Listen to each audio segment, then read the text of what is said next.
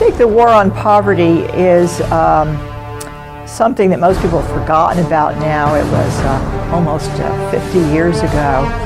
But if you ask whether we made as much progress against poverty as the poverty warriors hoped we would, we didn't. The poverty rate now is as high as it was in the 1970s. It's a little lower than it was in the 60s when the war first began, but we haven't made a lot of progress. I think the reason that we didn't make more progress was, first of all, some of the programs were ineffective.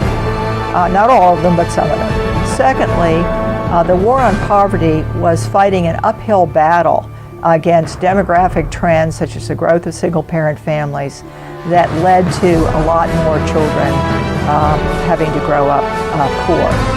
So the war on poverty shouldn't be thought of as something that totally failed, but certainly it would be a disappointment to its architects.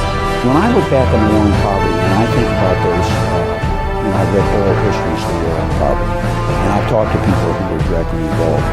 We knew so little about what would really work. But do you think we can sit down in a room and have a discussion and make up a program and it's going to work? That's essentially what they did in the war on poverty. We had so little experience with even preschool programs, which are now widely accepted as being quite successful in helping kids prepare for the public schools if they're high-quality programs. And we had virtually no experience even in preschool. And there's so many other programs that we just simply did not have experience with. So once we started in the war on poverty, and the goal is right, Johnson himself said, a hand up, not a handout. He always intended it to be something like paternalism, something like individual responsibility, and he himself clearly believed in individual responsibility for people.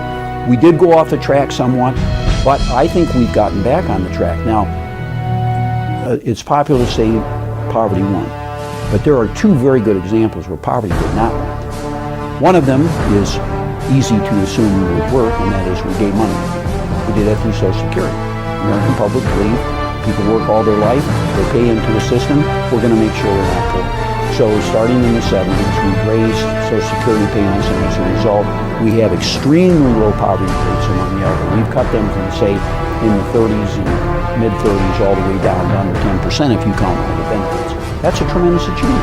It's good not to have the elderly poor.